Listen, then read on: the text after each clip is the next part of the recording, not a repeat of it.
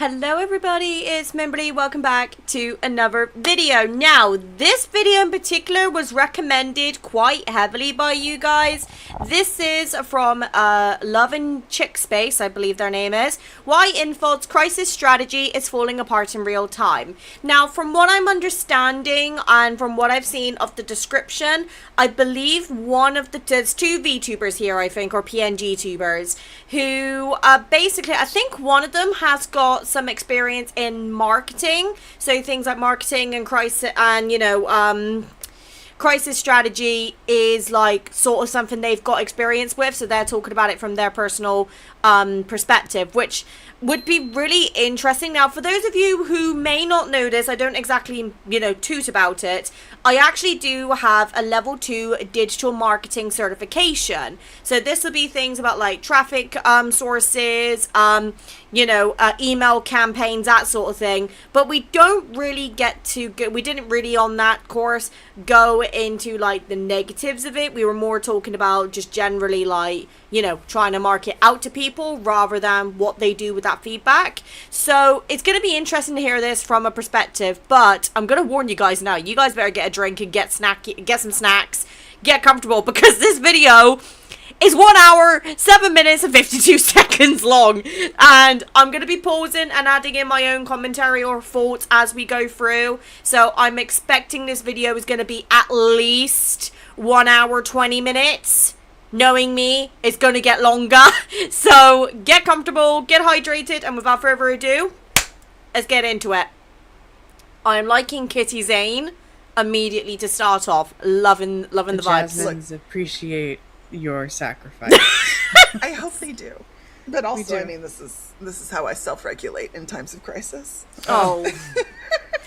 It has been such a weird I don't think weird is the correct word.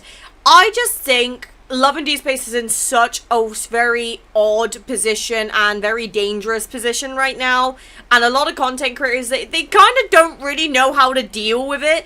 Like, we have had Queso talking about this, we've had Iron Mouse talking about it, I believe Connor has also made a video about it. There's quite a few big content creators that I know who have done videos on this recently. I want to say Brand's maybe done one as well. I could be wrong, or am I getting that, or am I mixing that up with another content creator? Maybe, but I've been seeing a lot of big names commenting on the Love and Deepspace situation recently, and I will admit, it kind of hurts that the game's getting the attention because of this. Like, if we were to ever have big content creators talking about this game, I would have thought it'd be because of, Valko or something positive, not because of the cancellation problem. And I will confess, I think the reason I've been mostly like covering quite a lot about this recently, which is, for the record, way off my comfort zone, it's more so because I feel so passionately about Valko. Like, he was ready to take over Silas as my main. Like, he was going to be coming into the ritual. I was going to buy merch for him. I was going to make a bloody shrine on this side of the room. And now that's not happening. And this makes me really sad. And I've just realized I have not listened to my own advice and not got a drink. So, 1 minute. Okay, I'm back with a Fanta. Apparently they do this now in a strawberry flavor. Since when did Fanta be a strawberry? Okay, you know what? I'm getting off. This is it. This is my suspected ADHD kicking in. So, I'm not gonna lie. Why am I so nervous for this? I need a sarong cat boy in my time of need. Oh, you bet your ass. Everybody is absolutely back. I think I want Caleb, actually. Oh, yeah, solid choice. Just for the reference, before I started recording, I have subscribed not just to Love and Deepspace, but also these two individuals as well. So if there is any other videos that you guys want me to cover from these two, please do let me know, because I want to start reacting more.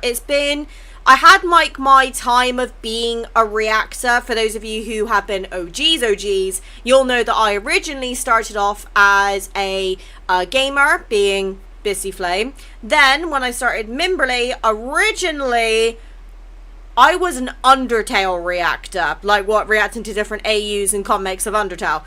I'm not gonna lie, I'm kind of glad I got out of that because, oh my god, when you try to pivot and start reacting to other things and then every comment is you asking for Undertale, it does get very overwhelming and you can have too much of a good thing, right?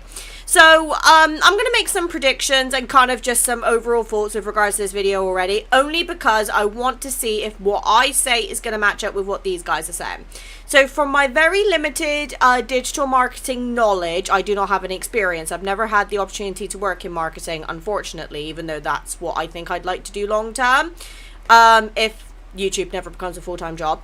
But I think one thing that they're probably going to talk about, I think it is like later on, you know, in the 4 ways to hit a company. So I'm just going to say now, again, no experience in marketing, I'm going to say things like what was it called? So when there was a particular section, I don't remember what it was called because I did this like over a year ago now, but it was basically like the average number of daily visitors to a website. So translating that into entertainment, I'd imagine they're probably going to look at things like how many average daily players they have, how much revenue those individuals spend. They'll probably make that into an average, so it'd be like an average revenue per customer or something like that. There's probably a term for that, which I'm sure, I think it's Nikki, the one who's underneath me, talks about, because I'm pretty sure she's the one from marketing from what I've seen and what I've heard, but I could be wrong.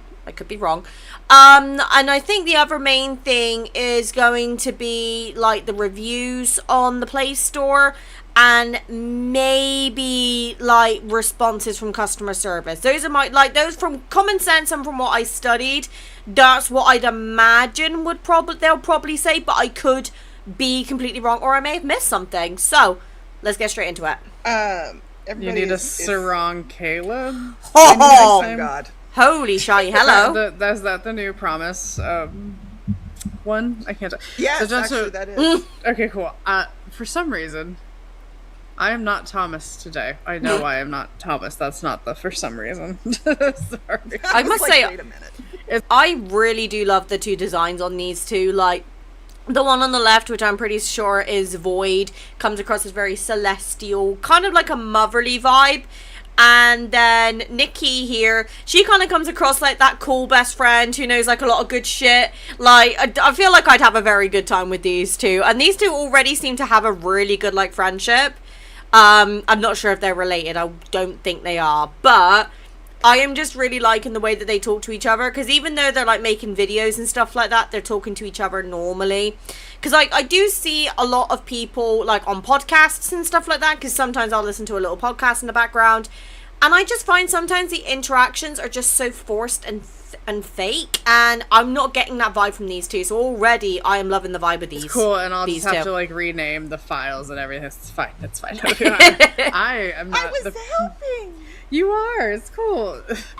I died on the couch after streaming. No, it's fine. But I can Vertical? math. I'm 13 days post-surgery. Oh, Nikki, I hope you recovered well from your surgery. Thankfully, I've never had to go through surgery. Well, I've never gone through surgery outside of dental. So for those of you who may know, I had a dental extraction a couple of days ago. Oh my god, a couple of weeks ago. Can't recommend. Was not a vibe. I was out of commission for about 3 to 5 days. But I tell you what, now that these teeth are out, I feel so much more free. My jaw can open wider. I'm not in pain. It is fucking lovely. Woo! Woo! Still kind of woozy, but the splints are out. The stitches are out. I don't sound like Cherub Satan anymore. But I still cannot wear my glasses. And so playing Devil May Cry last night was real fun. Solid choice. The clips were amazing. The clips were amazing. But like I can't quite make out fine details right now, so I'm like, all I see is abs. I can recognize Netherlock. Oh, hey, you have the face thing on. Like, I didn't even notice. I'm just like, I see abs, I know the sarong, and I'm like, ooh, there's a flower crown. Is it an old flower crown or a new flower crown? This is the new flower crown. New flower crown. I'm an equal opportunity veiler. I loved everything about Lingering Lost. But, yes. Lingering Lust was a solid banner, though. I don't think we're ever going to get another banner like that now. Which makes me kind of sad, because I tend to have more intense reactions to the spicier stuff, and I think we've all established by now, I'm a little freak, so... I did launch today with my little chibi Valko in my cozy cafe. So I'm very excited. Yay. Hope, which, ladies and gentlemen, is that Raph? This is Raph. I recognize the hips. How did you recognize it from the hips? You're like, I know Silas blind. I'm like, I see blurs, everyone. I'm not sure. Oh, and that ankle, like that hip stance. You're like, that's fun. Raphael. That's Raphael. Very Raphael coded. What is this? Hard. Like, are you just like, who's this one? He has pants and long hair. That's Xavier. I mean, he's the blonde one of the whole crew. I know. So that one's like easy peasy. Because it's not hard to be like that Xavier, and then, gosh, I wonder who this Dorito is. Yeah, no, instantaneous. Looks like an Egyptian god. With, like, when you have him in the little cat ears, I'm like, Anubis? Oh, that must be Silas. I'm just going to sit and appreciate for a second. Yeah, the Lingering Lust outfits were, like, next level. Though, potentially spoiling something here. So those of you obviously know I'm still playing the game. I'm currently doing Luzio. So you guys remember my last recording? So I bought a new hard drive and may or may not have accidentally deleted the Luzio folder and forgot to clear out my recycle bin. So when I went in there to go and try and locate it, when I realized that the files were missing, they had been deleted. So I've now got to re-record every fucking Lucio. So I've got to do 3 myths per character. So for obviously Silas, that'd be Conqueror, Archfiend, and Dragon. Obviously Zane would be Foreseer, you know, God of Annihilation, that sort of thing. And like Xavier, Zane, and Raphael now have, like, I'm pretty sure they have well over 25 stars each. So when those videos drop, I swear to God, you guys better show it some love and appreciation, because these things take me hours to do. There are good little downtime tasks, I will admit, but they do just take so fucking long. And my brain's going, well, I need to start doing them, because then I can keep the recording, so then when I go forward, if I'm still able to pull for every card, I can at least, you know, have most of them ready to go. And I was planning to do the Lingering Lust outfits as one of the Luzio montages, if I have the time and capacity to do so. But I'm not sure if YouTube's gonna like it, so that may be a Patreon exclusive. But we'll see. We'll see. So, anyway, so we're still fighting the laughter, having some fun. I made the mistake of going to the store today and then streaming back to back and then dying on the couch. So bless you, Mama, for. Yes, words are hard, and I have like 8 fucking pages of notes. I'm still on pain meds, y'all. It's great. Aww. Dr. Zane, give it to me. So I'm a little punchy. Oh my goodness. We do some of our best work when we're punchy. I know. It's unintentional. I'm so sorry. Hi, welcome to Love and Chick Space, where you get to hear 2 besties have a conversation that may or may not make sense, but will be intellectual at some point, and I will drop a dick joke. That's just how this works. Excellent. We love a dick blah, blah, blah. We love a dick joke, it's fine. I was just noticing he very much has a man bra of chains, and I'm not mad. I'm just clocking it. Yeah, well, Bra of my chains. I vision just is feel allowing certain I just feel details fat to be on me. different. Like, Okay. it's It's been fine, out it's cooling for me a down. while, bestie.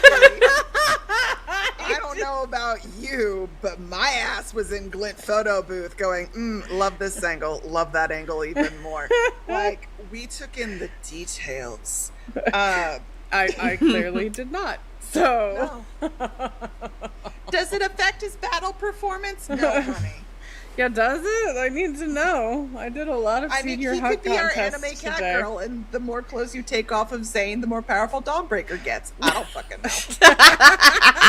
know. 1000% true. Just Zane naked in the snow. Powers of the ice god. Jesus. Love these two. We're being attacked by wanderers. Zane, strip. Just takes his pants off. Anyways, okay. You notice how when they get hurt really badly, they strip and suddenly they become more powerful. So this is my new rule. That's fair. That is absolutely fair. I think all the boys are beautiful anime princess. The less clothing, the more powerful they get, and I'm not mad about it. Hot. Well, as we are recording this episode on Tuesday, V6 is supposed to come out on Thursday when this episode will drop, which will be interesting. Today has been full of lots of news.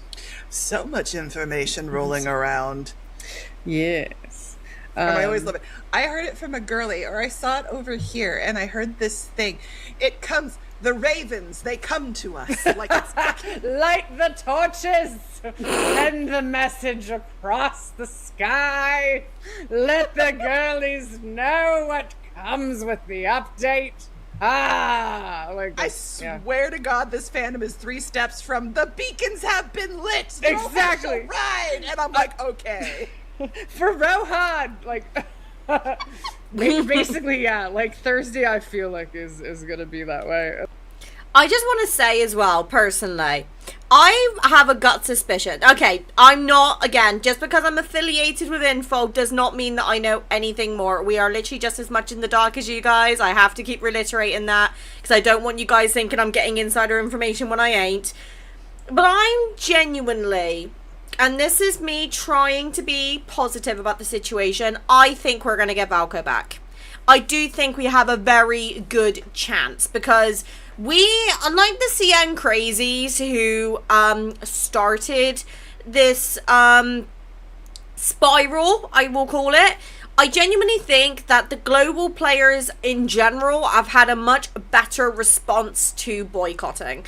And what I mean by that, okay, so for those of you who are not playing the game and not logging in and not spending anything, that is your decision and I respect that. Now, for those of you who are still playing the game but not spending anything, I also respect that. But overall, I have seen both sides of the story, okay? Like, I have seen people sending me screenshots of what it's like over on, you know, VHS and things like that. And then I've also seen firsthand Twitter, for example. Now, Twitter's got... /X, I call it Twitter, has got a reputation for being more negative. And generally, I'm seeing a lot more positive reinforcement than negative. Sure, there is a couple of people who, for example, I know a couple of people, I'm not sure if it's this community or it's from other communities, said they're basically trying to get Silas and Caleb deleted on top of Valko, because those two have got main story branches coming up, and the fact that it's like, okay, those are the ones who are the controversial. In the nicest way possible, at that point, you might as well close down the bloody game, because what I want to say, and I hope that I word this in a way that's not going to offend anybody, Xavier, Zane, and Raphael are kind of safe characters, okay? Now, when I say that, I mean as in, when you meet them in the main story, it's relatively tame. Like, obviously, Xavier is your work teammate, Zane is your primary care physician, and Raphael is like an acquaintance / painter / artist, right? Then bring in Caleb and Silas. Caleb, childhood best friend, turned colonel.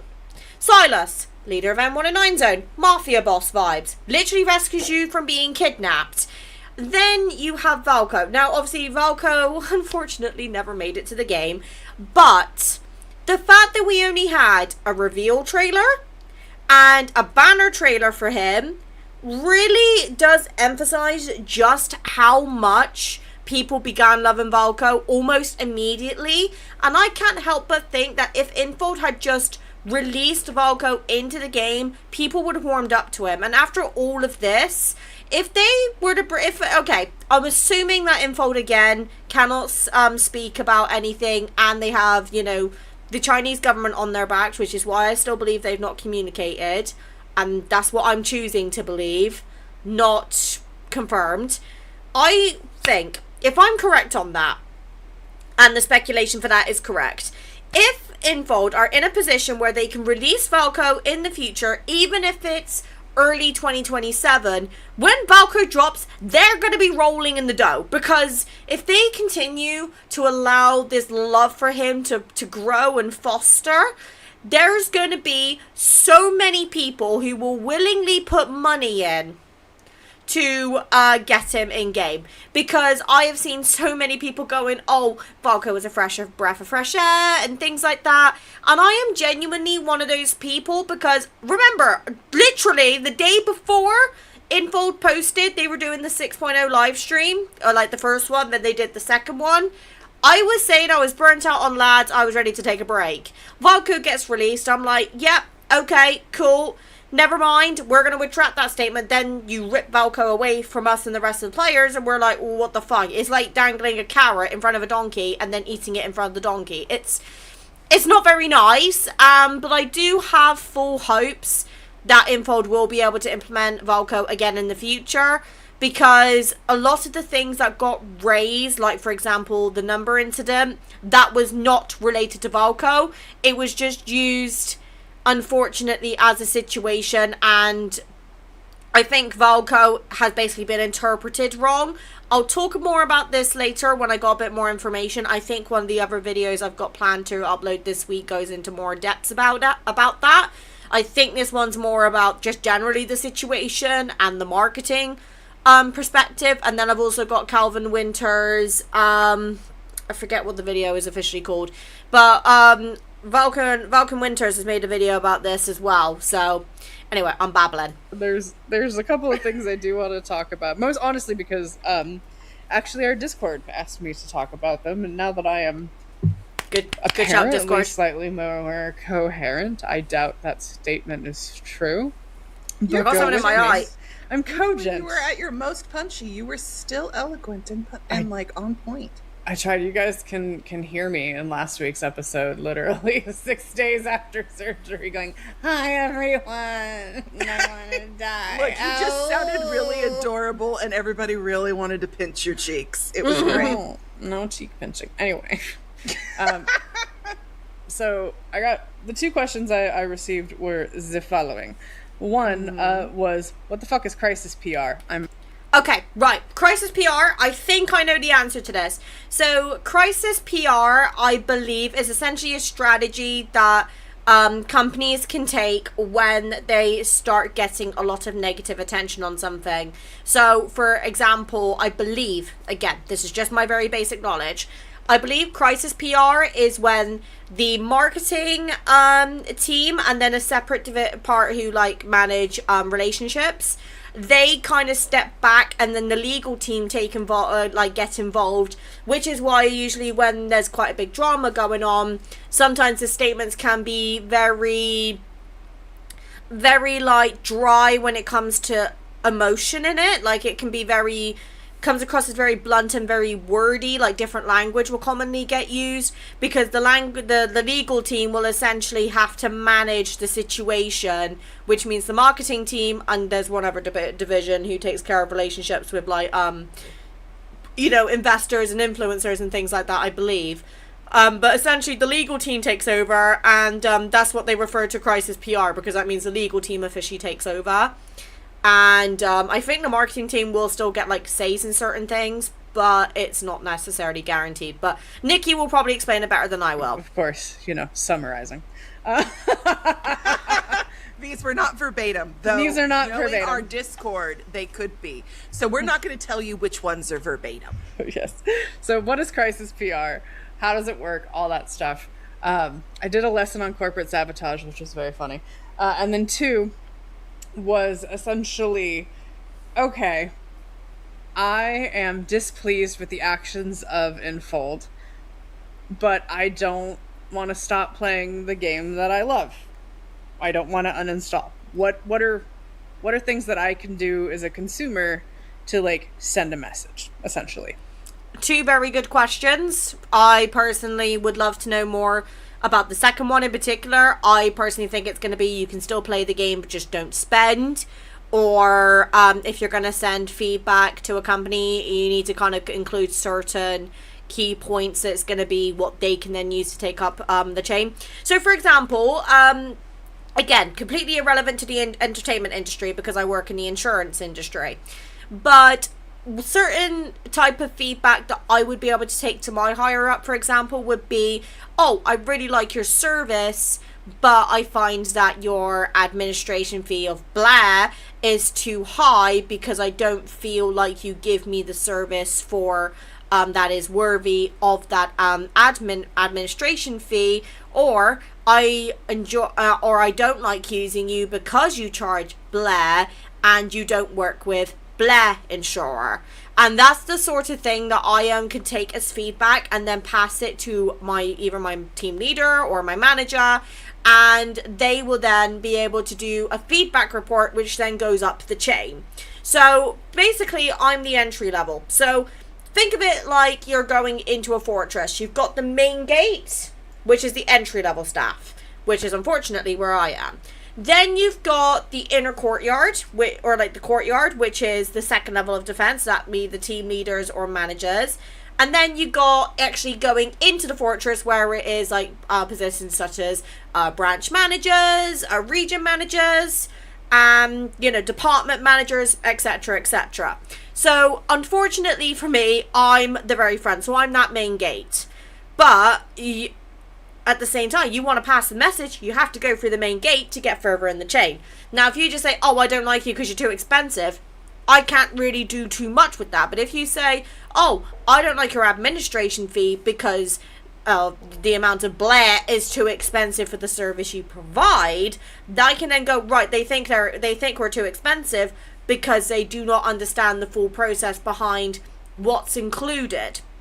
Now, I can give you that information, and I always will, but it doesn't necessarily mean that I can't go to my team leader and go, okay, right, I've just let you know, this customer, they're leaving us, this is the reason why, this is why they think it's too expensive. Because if I just say, oh yeah, that's too expensive, they'll just be like, yeah, that's fine.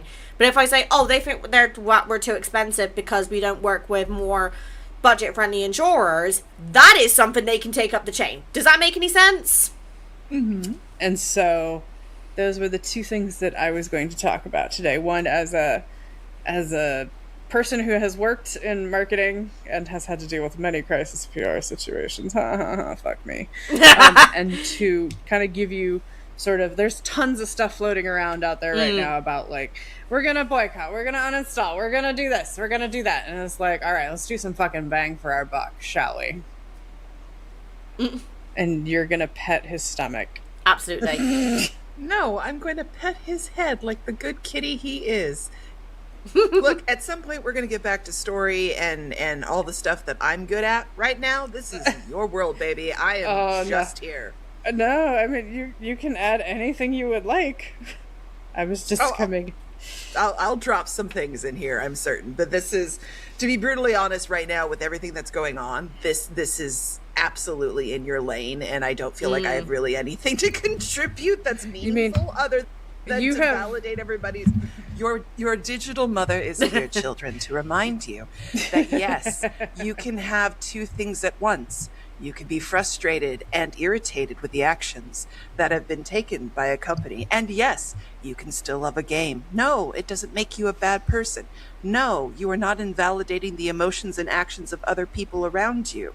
It's all okay. There is no wrong way to be a fan right now, short of just straight up fucking denial where you're like, I don't know what everybody's talking about. Everything's fine. I see nothing. Well, okay. In all seriousness, this is one of the reasons why I think it took me so long to address this situation, was just simply because, one, it took me by shock, but second of all, like, I believe her name is Void, that's what I was feeling, right? I didn't feel like I had anything meaningful to contribute, and unfortunately, this is the internet. Like, this is a day and age where I could say one wrong fact in a video by accident or mispronounce something, and everybody and their mothers will be commenting about that one thing. So my brain's always gone, if you've got nothing to say, or if you don't have anything nice to say, don't say it at all. that was a psychological thing that I grew up with quite a lot. But at the end of the day, a lot of people, alright, and I say a lot of people because I've been reading a lot of comments lately, you guys like me being open and transparent, because I am not certainly the most, I'm not the most useful content creator out there. I'm going to be blunt. I'm just here for a good time.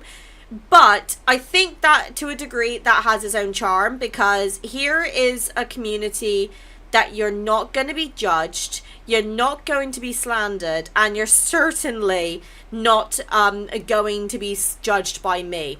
If you want to boycott and not play the game, that is completely your decision. If you want to play the game but don't spend any money, that is your decision. If you still decide to support Infold and you still want to pull on like the next banner and things like that, again, that is completely your decision. I am not going to sit here and pretend that I am angry about everything, because the truth is, I just want Valko to come back. I just want to go back to how excited we were 2 weeks ago when Valko was first announced. And unfortunately, certain individuals in this community generally, I'm talking about the lads community in general now, some people went a little bit too far, and unfortunately it's now blown way beyond anybody's control. And I'm going to be honest, I really wish we didn't go down this route, but at the same time, you know, there's no point crying over spilt milk. The best thing that we can do is just try to move forward and process this in our own time. You guys are certainly not going to get judged by me. Don't worry. I'm just a chill girly, okay? I just like crying and simping over my 3D map. Like, nobody's doing that, so you're not doing that, and that's fine. It's good. It's a complicated feeling. Not everything is binary or black and white. Life is shades of gray. The feelings are complicated.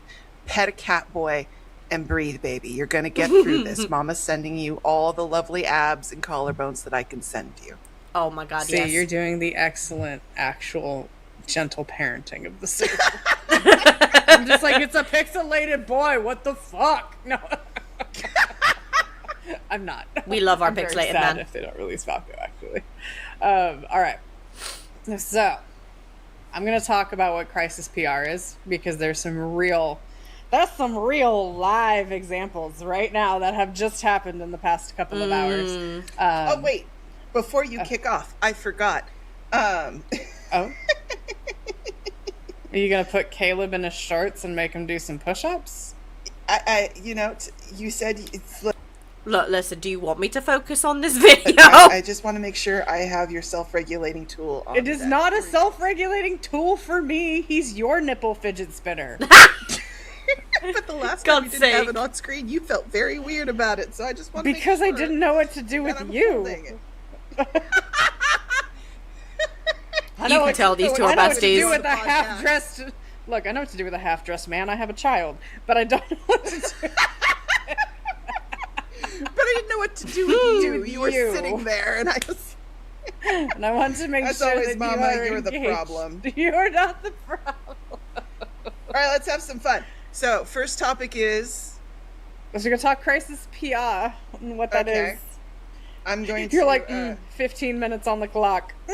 I'm going to give you 10 because I Thank figure you. there are multiple topics were happening. So this is like There are chapter multiple- 1, Caleb's is ass. chapter Let's 1. go.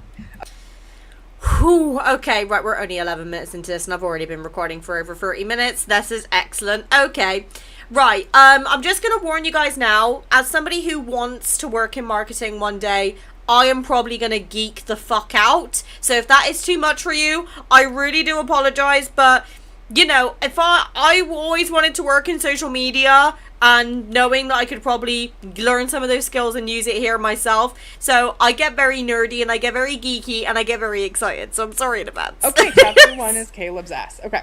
Excellent. My Next allowed topic, to I'll begin. flip to Zane or somebody. We'll see what Oh, happens. much appreciated. You know, we're gonna. It's all everybody gets. interrelated.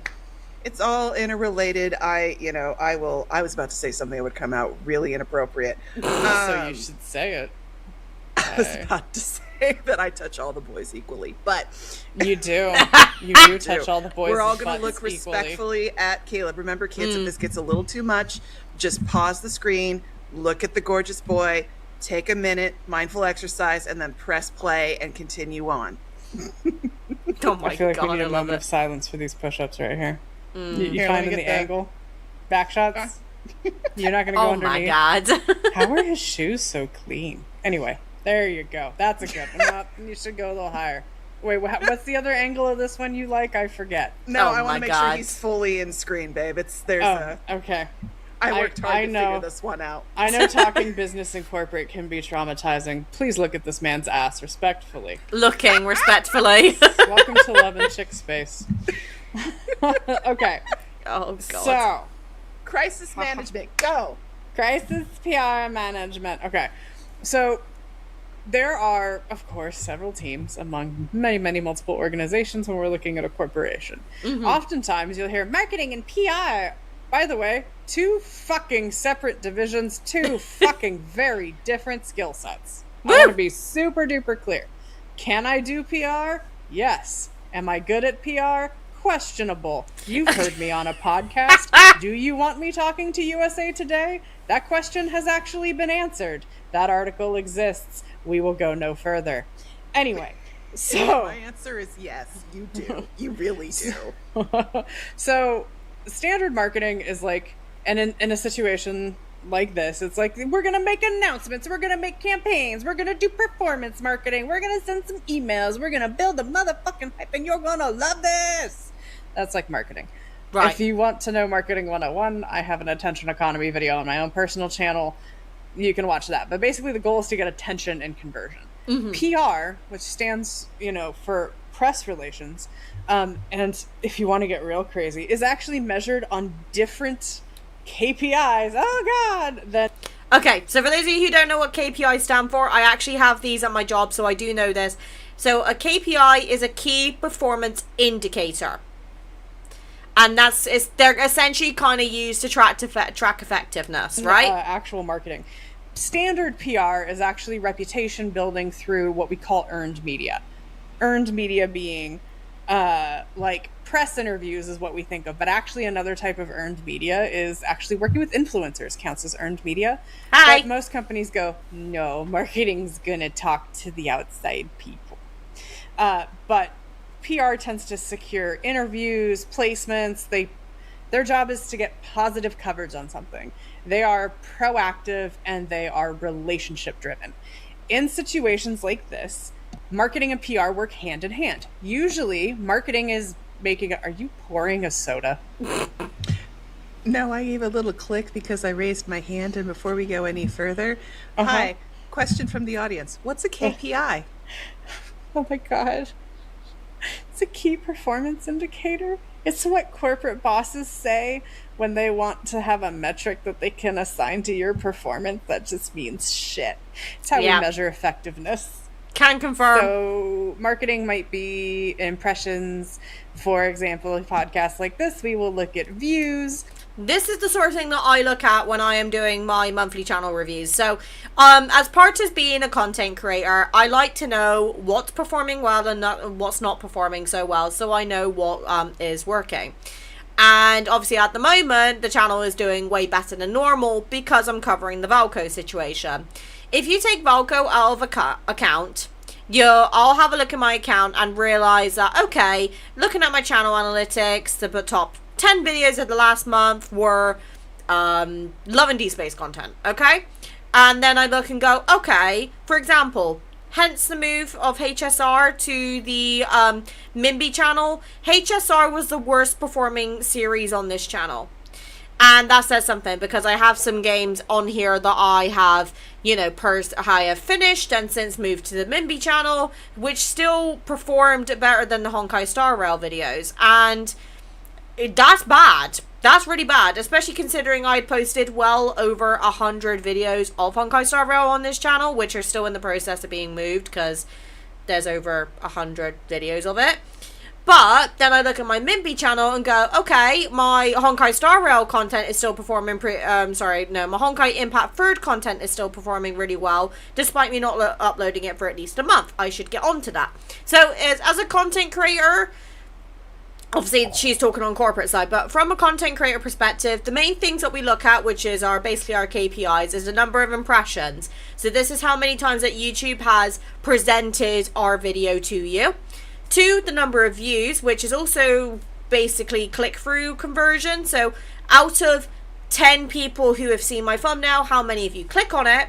And then also things like likes and comments, so basically, aka, how interactive are you guys being with the server? And this is kind of where having multiple socials and things like that becomes very useful, because you're not putting all your eggs in one basket. Essentially, you're going, okay, I mainly post on YouTube, but I do stream on Twitch, I post on TikTok, I post on Instagram. And obviously all of these different platforms have got their own algorithms, and trust me, trying to navigate TikTok algorithm is like trying to navigate the fucking Sahara Desert. But the main purpose of posting on other socials is to basically try and drive traffic from one source to another source. I hope this all makes sense. I'm not the best at explaining these things. We will look at, so I'm looking at all my notes, Mama. You're going to have to just be like, Caleb's abs interrupting. It's fine. Marketing will look at like impression counts on a video, or video views, impressions on an ad, something like that. PR looks at what's called earned impressions. So how many people listened to this radio interview or watched this podcast interview with our head person. So it's how you measure success. That is cheating, Caleb. Don't you put your arm behind your back and use the robot arm. Anyway. Thank you. I just wanted to make sure everybody was up to speed on what a KPI was. You may continue. So marketing and PR generally work together in the best of times. Marketing is usually leading kind of the charge in the situation about coming up with the messaging, the segmentation, who we're talking to, what we're going to say, all of that. But crisis PR totally flips the stakeholders and responsibilities. Basically, the moment something threatens the company specifically legally or reputationally, legal becomes the primary stakeholder and marketing gets demoted. Marketing gets removed and just becomes an execution arm. And this is why I think we've not heard anything from Involved, personally. Because they're going for a crisis PR right now, so the legal team is getting involved. Now, and this is where I think the CN government's gotten involved. Because if the Chinese government has gotten involved, they'll be liaising very heavily with the legal team right now. So the marketing team are going to be basically sitting on their butts waiting for, they're going to be sitting on their butts basically waiting for legal to allow them to post something. The marketing team will most likely still get a say and be like, oh, hey, I'm just saying if we do this, we'll probably get this reaction, or, maybe we could do this. Like, they may potentially be able to offer solutions. But, like, for example, when 6.0 dropped and there was a lot of bugs, I know a lot of people were struggling to install the update, there was a statement that went out about that one. That's probably because that affects the general everyday running of the games. The legal team were like, hey, you can post about, how to fix the issues with the bugs, or to let people know that we are aware of the bugs and we're trying to fix it. But then if they go, well, what do we say about Valko? They'll just turn around and go, no, can't say anything right now. Especially if the CN government's gotten involved, because they don't want to do anything that could put them into more shit, basically. We can advise, we can say things. However, it's like, nope, go sit on the bench, marketing, you're fucked. Marketing doesn't originate the messaging anymore. It just distributes it for what legal has cleared. Every public statement, every text, tweets, message, email, fucking everything gets run through what can we legally say, or what exposes us to liability before it goes out. And this is why crisis statements often sound exceptionally stiff and very lawyered. That's what I was saying because earlier. They are literally lawyered. And in a crisis, the question stops being, what's the best story, which is usually what marketing and PR are doing together, and becomes, what can we say without creating a bigger legal or reputational problem? That's the whole shift. So essentially what ends up happening is the PR team goes from proactive, relationship driven, building out, reaching out, to, okay, now we have a problem and we need to figure out how to contain it, change it, find a solution. And they are now reactively trying to re-massage the messaging. And I can tell you, I have been involved in many, many things for PR crisis that do have actual legal outcomes, like have sat in front of the FTC, have gone against like labor boards, all of that other stuff. And it sucks being the marketing person in the room because you're like, I can see what's going to happen, but I must sit here silently. So it kind of sucks. There is generally 3 paths that a company will take. And some companies just, they have a preference over others. Path number 1 is literally just say nothing. Fucking wait and see what happens. And the bet is the story will burn out faster without any new fuel. If you don't say anything, nothing's going to add to it. People, of course, are going to get pissed in the first few days, whatever, and I'm going to talk about that in a moment. But it'll eventually die out. Now, the real risk, and this is, again, a very Western perspective, is that silence reads as guilt. So, yeah, that's a really big thing in the UK. So, how do I explain this? So, let's put this into the example of insurance, because, again, this is what I work in. So, we had a client who renewed their car insurance with us. They did not disclose an SP30, aka speeding conviction. Now, because they failed to disclose that, when the client had, an accident that they had to make a claim for, it came to light about this disclosure. And because they didn't, we reached out to them, trying to get some information to try and clarify why this wasn't disclosed. The client didn't say anything. They never got back to us. And we know for a fact that they had received our messages because we had a read receipt from the client. So they had definitely read it. And we didn't hear from this client for at least a week or 2. And basically that essentially was screaming, I know I fucked up, I'm guilty. So she is completely correct. Silence does read as guilt. I don't know how that is in other regions, but at least in our part of the region, that is very true, unfortunately. And what tends to happen instead is a lot of people try to fill in the gaps. Maybe they'll start spreading misinformation, or maybe it'll be like misguided information, aka they think it's right but it's not. Or for example, one person A might go, oh, did you hear person B did this to person C? And then that information spreads around like wildfire until it becomes hard to trace the original source. If you don't say anything, whether or not you're confirming or denying it, hence no comment is the worst comment in a press situation. But like I said, silence reads as guilt. When the public wants an explanation, they want something, they're hungry for something. If not, as noted by this entire Valko situation, people will make shit up and fill in the blanks. Yep. And then it spreads like wildfire, and we can talk about online crowd dynamics and segmentation, but that's a whole nother podcast. But it's coming soon. But basically, when the public wants an explanation, you give nothing, you make a vacuum, and it can make you an unavoidable footnote in the future piece about the company. And additionally, it gives other people space to fill in, like your competitors. So a couple of things I want to talk about is called attention decay.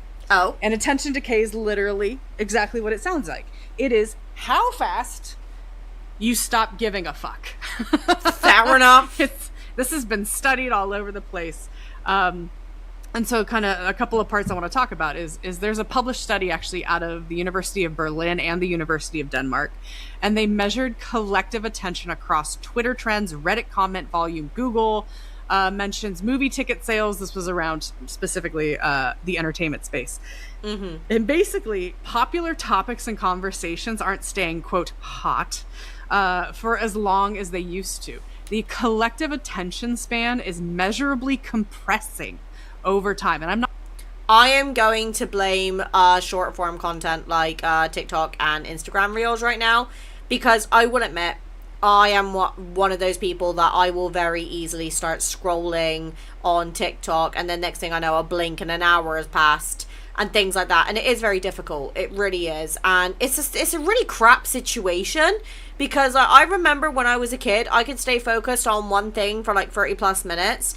And now as a 26-year-old woman, well, nearly 27, I can barely focus on a task now for more than 15 minutes unless it's something I'm really interested in. So you can imagine my job is not exactly the easiest for me. Not talking about like attention economy, your ability to pay attention. It's literally what you care about. Attention decay, it's not a vibe. It's actually a fucking documented trend. So by saying nothing, depending on what niche you're in, the field that you're in, the PR company or the company itself is betting on your attention decay. Yes, mama. Was there a notice in regards to, because we're going to dive into some cultural stuff, and we've already mentioned how, you know, the silence is interpreted Western versus Eastern. When it comes to the patterns of attention decay, was there a notice culturally about how long is it something that's just universally human, or are we noticing it's human trends? It's universally human, and it kind of changes specifically around generations at most. So from that point, it just, again, it depends on age range, what it is it entertainment, is it fandom. I'm actually going to give an example of Volkswagen of all things, to give you a situational vibe. And then I actually have a couple of examples of some really fucked up reputational shit in the music industry. Really? Yes. So hold that thought. Oh yeah, it's been hot right now. Fucking people fucking up in the music industry left and right. Oh God. It's a case study on its own, babe. All right, but I'll come back to that. Okay, putting a pin. Thank you. So there's this political scientist. His name is Brendan Nyhan, or Nihan. I'm so sorry, sir. But there's what's called the scandal attention cycle, and it's there's the attention decay, and then you have scandal attention. Oh my God. And he comes, this study I'm citing is from the Columbia Journalism Review. It tracked coverage volume of a political scandal across major outlets. And of course, initial coverage spiked hard. We're like talking dozens of stories, several front page news. It's on TV, blah, blah, blah. So in Valko's situation, that would be like companies or like pages like IGN and stuff like that covering this, right? And then it spiked hard in the beginning and then dropped, like the coverage volume dropped sharply. And this situation for political was in weeks, even before the facts were fully resolved. It was just like, and we're done. Here's the actual shape of the curve. It's, you know, it's going to spike up and drop down. The third part is this is industry reported. This is not peer reviewed. So this is just kind of industry data. And then this is with some of my own personal experience and opinion throw in. Brand crises spread internationally within 24 hours in the vast majority of cases. I didn't realize it was that fast. So what started in this case is something in China lit on fire globally within 24 hours. Not surprising. I would say it happened within 8 to 12. And brands that acknowledge it within the first hour, see meaningfully less negative sentiment amplification than those that don't. That's how fast you have to get in on it. That's insane. Like, imagine something like this happening overnight. You come into work the next day and then suddenly this has all happened. Wow. So what I was talking about, this Volkswagen case study, is when silence essentially backfires. And you're going to see this all the time. This crisis PR is happening all the time, all around us in so many situations, and you have no idea you're like participating in it or being affected by it. I love this example because do you remember when Volkswagen in 2015 had those EPA cases where they, like, that whole violation notice where their cars was bad things? Do you remember this? Yes, vaguely, but I remember vaguely. it. And that I don't recall this, but saying that was nearly 9 years ago, and I would have been, oh God, how old? I'm going to have to calculate this because I am incredibly tired. Let's see. So, 20, oh my God, not 59, 26, take away 9. I was 17. I was still in college, or just about to start full-time work. I would not have known about this. That's the point. You vaguely remember it now. This is 10 years ago. Ugh, make me feel old. They basically went silent for 3 days when the EPA announcement came out. Oh. And they were never able to catch the gap up within that, like, year because the company's narratives basically got dominated by so many other voices. They were like, we're not going to say anything. This is going to be fine. Except competitive companies, the EPA, the government, people, everything filled in the gap because VW refused to say a word. And they were never able to regain control of the story's early framing. So Volkswagen has essentially this EPA stain on them for like the rest of time. They, like, I remember this also because I was a VW driver back before the Jetta. No, actually my car Quicksilver was actually a part of this.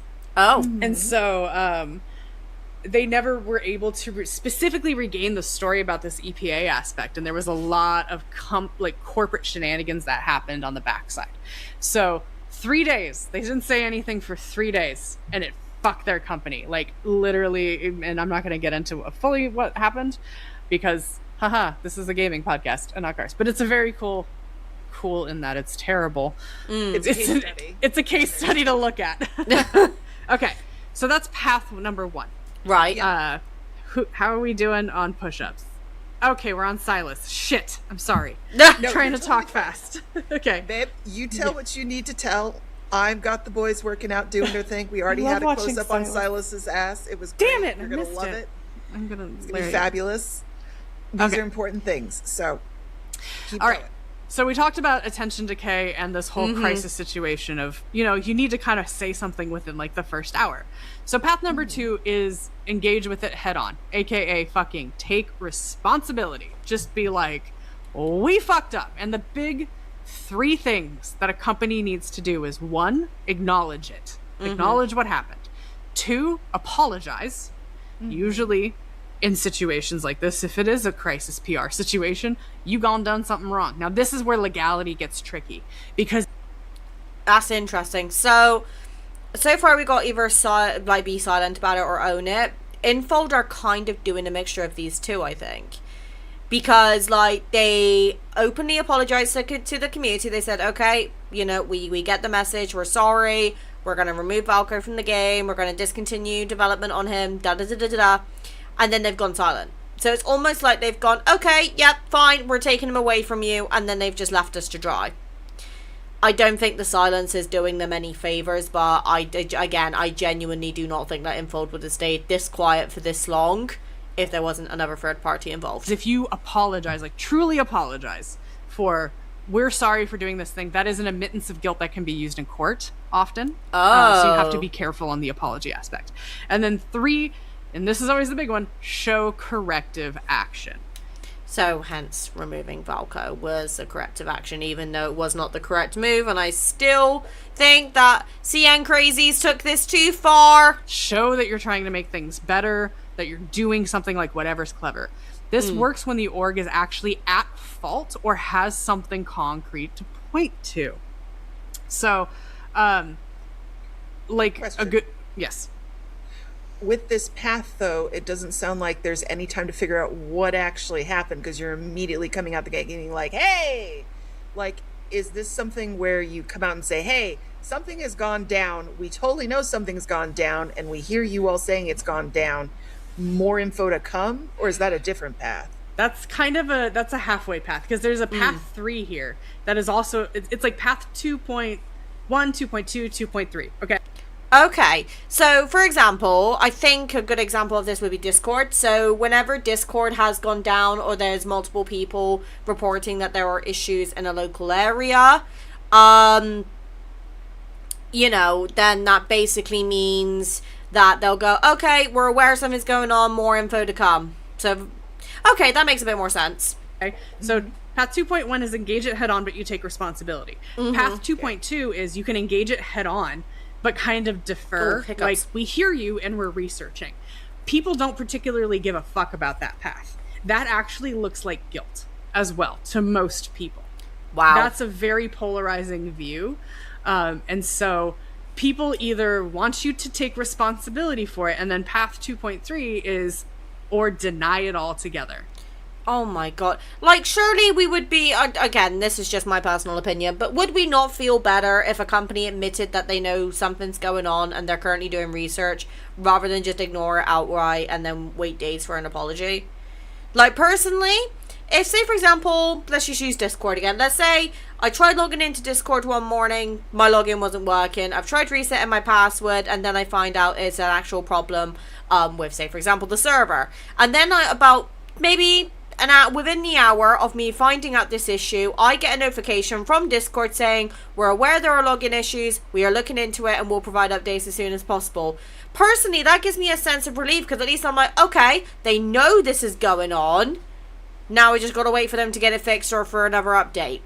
You can engage it head on, but just reject the allegations outright. And this is the big thing you see with celebrities, musicians, people like right. that.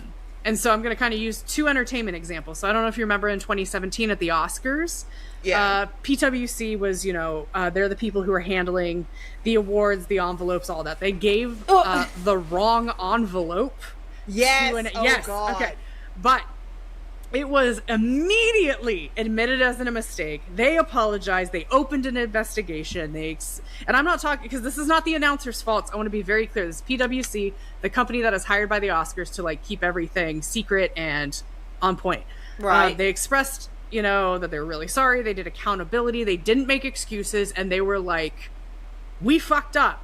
This is everything we did wrong. This is how we're going to make it right in the future. Mm-hmm. And the Oscars board actually voted to keep them on their payroll as the accounting firm afterward.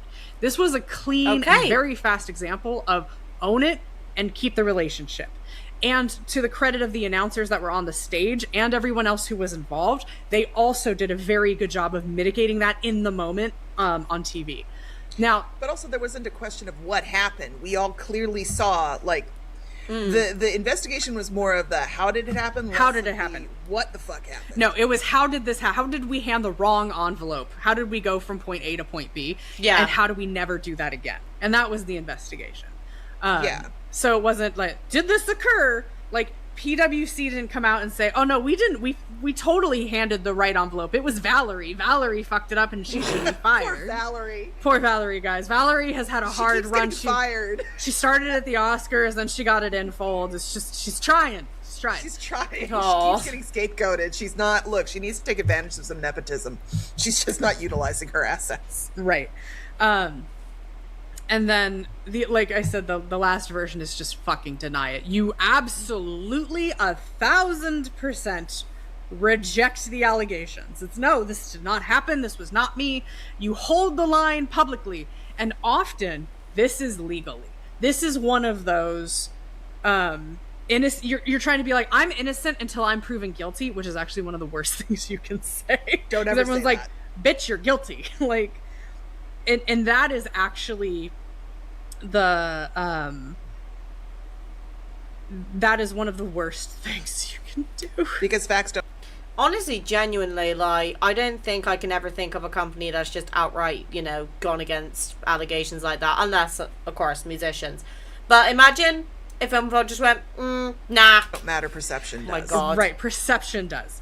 And while absolutely you could be legally correct, you could 1,000% be legally correct. And this is where that in-between statement we were just talking about kind of comes into play, where instead of rejecting, hope to God you don't have to reject allegations in any way, shape, or form, but coming out and saying, holy shit, we hear this is happening.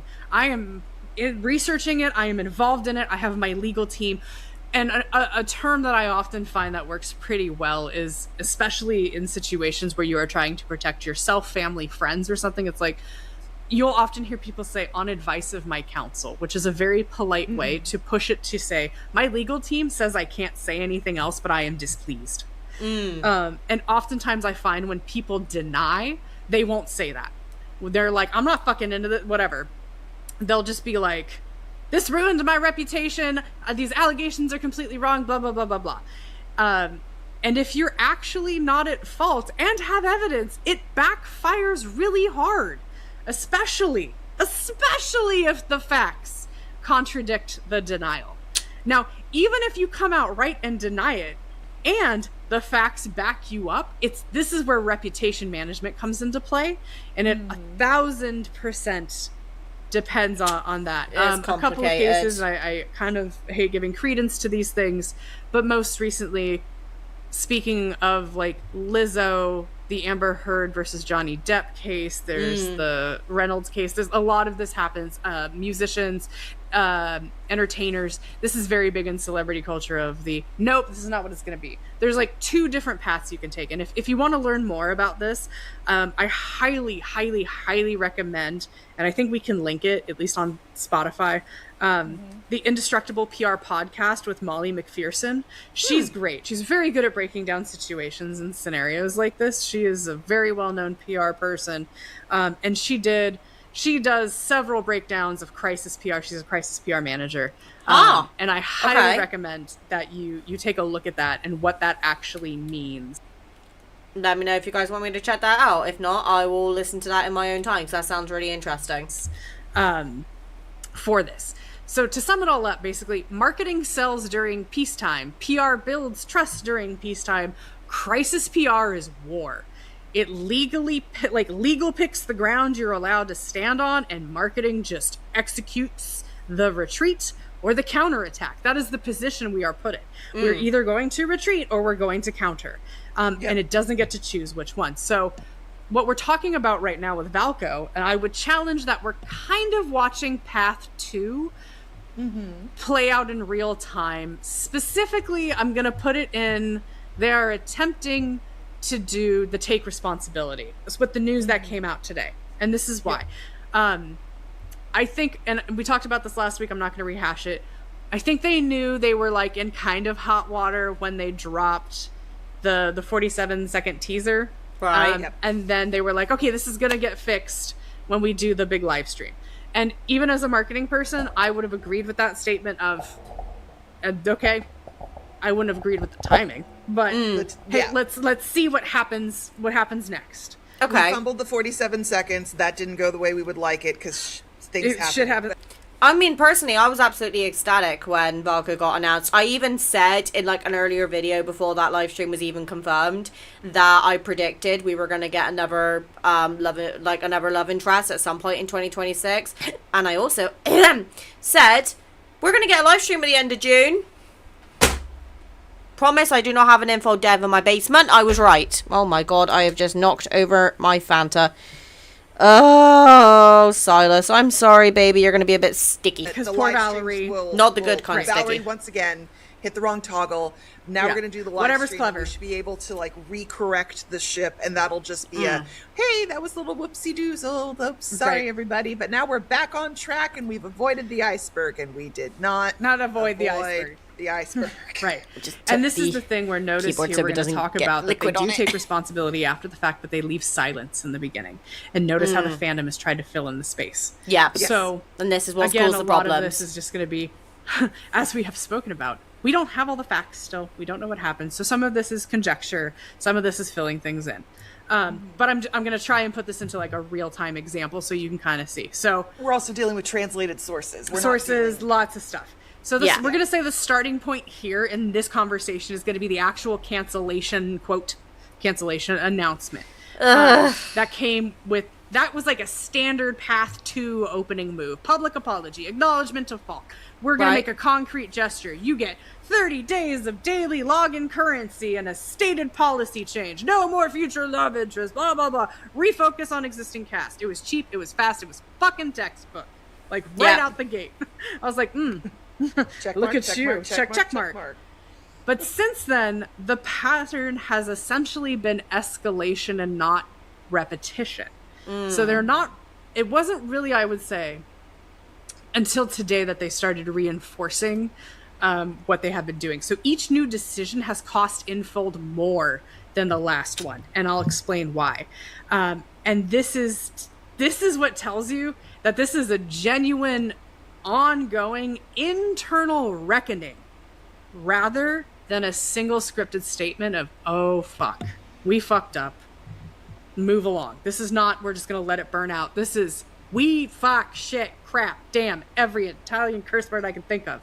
The house is on fire, and it is still on fire. It's still on fire. And so they haven't found the source of the fire. I think they kind of have. I think there's some things happening that we can't speak to because we're in North America. Yes. And I'm just going to leave it at that. But here are the big 3 points about why I'm going to say that this is kind of, we have gone down from textbook path to oh shit, this is evolving. So as we heard, the Bilibili World 2026 withdrawal. I want to also say about the Bilibili withdrawal as well. I personally have been very active on Twitter and Instagram these last and obviously TikTok these last couple of days.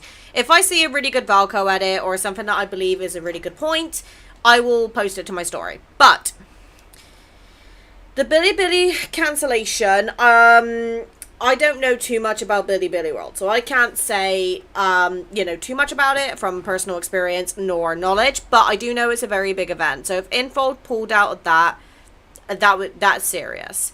But the thing is, ever since they cancelled at Bilibili World, I have been getting a lot of TikToks and Instagrams about the Silent Whispers cosplayers, and don't get me wrong, they look fantastic.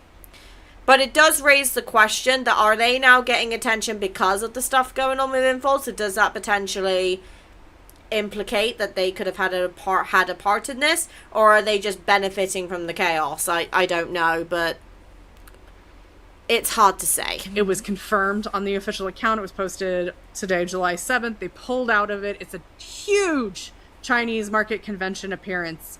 But there's some things I want to highlight. And again, I'm highlighting in the translated statement, so just go with me. The apology. So first they cited it as, quote, being not prepared. Second, the apology language escalated. Quote, we deeply blame ourselves. No excuses, only deep reflection. And it explicitly invoked some, the whole things of, quote, the awe of history, the protection of national feelings, and the inheritance of Chinese culture, that is some fucking language in a statement. That is legal. Loaded as hell for a gotcha game. An Otome game, like, we're invoking national, like... This is why I do think the Chinese government has been involved, especially after the hotfix that happened today during midstream. So, but like, that is a self-correction yardstick, people. That's not boilerplate. That is direct. That is a targeted response to that earlier Unit 731 historical trauma allegation specificity that we've been talking about. And then they... Yeah, and let's also not forget as well that, again, correct me if I'm wrong, Nikki and Void, but they also offered to refund cancellations, tickets, hotels, accommodation. That is all extremely expensive, especially with something as big as Bilibili World. Actually pulled that world underneath out today, like as a hotfix, like 7 hours ago, but prior to this recording. So, like, this is aimed at the exact audience that raised it. On top of the words, they committed to fully covering player losses. They're covering flights. They're covering trains. They're covering planes, trains, automobiles, hotels, tickets. Like, goddamn. That's a lot of money. That is massive. That is taking a loss on their part. They not only lost booth space, travel, fee, the conventions that size, man. I did an article once about how much booth space at E3 cost. That's several hundreds of thousands of dollars. Ah! Then Where would you put this comparatively? Because I would say, for my own personal reference, in terms of video games comparison, Cyberpunk 2077, when Sony was handing out refunds like candy for everybody who bought the game. This is worse. And pre-ordered the game. This is worse. This is more costly. Way more costly. And I'll explain the refund aspect when I actually get to effective boycott strategies. Haha. So, a couple hours after that announcement on Japanese social media for Love and Deepspace, the second event was canceled, which is the Summer Date with You. It was an in-person meet and greet scheduled in Roppongi. And the official reason given was the content continuity, quote, changes to the in-game content. AKA Valko. As a note, there's two other things, and this is just personal reference from myself, having been a person who has worked many booths. We've had the safety discussion. There have been, quote, rumors and shit that has gone down, all of that other stuff. We have talked about the safety aspect. Staff at events and fans and anyone working it's one thing to be safe in an office with security. It is very different when you're open and exposed in an event. Yep. And it's much harder to protect teams. Yeah. And so this has not been confirmed or anything, but I'm going to toss out from personal experience. I think there's an air of that a little bit, that they are just like, this is not the time. Things are still a little too hot, and we'd much rather not have to deal with this. So it can be a legitimate company concern. However, that was not stated. That's analysis more than stated reasoning. We're extrapolating. I feel like if they had said that the reason they were cancelling was like out of concern for the staff, one, they would have had more shit about that, but also the fact, I feel like to a degree that would have been giving in to the individuals who would have actually, you know, put people at threat, which is insane. Let's see how much. Okay, we've got a little bit more on this section, and then I'm going to take a short mental health break. So I've already been recording for well over 1 hour 15 minutes. And we're about 2/3 through. We're getting there, but I want to take a quick break before we get on to like the next part. So I'm gonna finish this section, then I will take a break. We're looking at something and making some. It's our opinion. It's our opinion and just notes from personal experience in the industry. Okay. The last thing that I'm gonna talk about is there's finally real world revenues signals that are showing up. We've now had enough time to look at this. What's that? I'm not going to talk the June revenue this month. I'll do June and July comparatively next month. However, and forgive me, it's kimai.cn. There was an estimate. This is third-party app store data modeled off download and category rank on mobile. It's I thought not she moved on. confirmed Sorry. sales figures.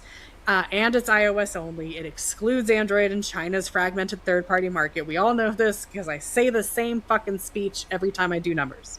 However, the revenue is sliding downwards on a daily basis. It was about I converted it to USD. So about $162,000 on July 3rd, down to $75,000 on July 6th. That's roughly a 54% drop across 4 days. Holy shit, that is a massive drop. Like, imagine using half of your monthly income. Holy shit. Right, okay. So even though the chapter is not fully saying that this bit's over, it is leading into the iOS revenue drop chapter. So I am going to pause here. I'm going to take a short mental health break, and I will be right back. Hello, Okay, I take it back. I decided the mental health break turned into a shower, hence the change of outfit and the hair now being down. But we are now going into the revenue side of things. Now, I believe this is going to have gone down quite a bit from what I'm seeing on the figures. But let's see what Nikki says. I'm going to go back a little bit just to quickly revise myself, but Revenue was sliding downwards on a daily basis. It was about I converted it to USD. So about $162,000 on July 3rd, down to $75,000 on July 6th. That's roughly a 54% drop across 4 days. So the total estimated iOS firm sales figures, and it's iOS only. It excludes Android and China's fragmented third-party market. Okay, apparently it reset itself. All right, I'm not going to question it. Every time I do numbers. However, the revenue is sliding downwards on a daily basis. It was about I converted it to USD. So about $162,000 on July 3rd, down to $75,000 on July 6th. That's roughly a 54% drop across 4 days. So the total estimated iOS revenue for the 7-day window, so we're talking June 30th to July 6th, came in at $857,000. So that's under $1 million, which is accurate. Still a lot of money. Now, the caveats here is that there's generally thought that the game is pulling in, like, for COD, and so my poor God of Annihilation's numbers are coming in lower than, like, King of Dark Knight, who is pulling in potentially what they were thinking is, like, $1 million in the same window, like in that 7-day window. So there is a steady enough decline. the thing is, it's quite interesting as well, because like when God of Annihilation was announced to be rerun, I kind of expected the figures to be absolutely shocking because you know, of the situation with people boycotting and obviously the Valko situation. But normally that is like a very highly demanded banner, at least, or a myth, particularly with combat from what I've heard. So I'm surprised it's been hit that badly. But this is a legit, like, real-world illustration of what I'm going to talk about in boycotting. Right. In just a minute. Not boycotting, but changing what actions you can do to send a message to a company. Okay. So, 2-person event cancellations in roughly a week. That's pretty nuts. The escalating apology tone and the real financial commitments to players and a visible revenue dip. This is not a one crisis PR moment. It's a company still in crisis. They are still, like, and I want to make that clear. They're still working this shit out. So, but they're making increasingly costly decisions. And when I say costly, I mean that as revenue and reputation. Right now, what they're trying to do is to claw back your trust. Just as a gentle reminder, crisis PR doesn't end with the apology post. It ends when the decision stops being shaped by the crisis. That's interesting. Okay, that's good to know. I mean, again, I've said it before, I'll say it again. My position with Infold right now is I am choosing to hold out hope that Valko is going to come back in the future. Now, my personal thought process right now is that eventually when they get past like any legal problems that they're currently having to deal with, if that is the case that's actually going on, then I'm hoping that we'll get Valko later on this year, maybe around September, October time. Now, will I be fucked over by that because Silas Smith would be probably due around that time? Most likely. But in all seriousness, I've been thinking about this a lot recently, like where my boundaries are with the game. Like, at one point do I pull out, basically?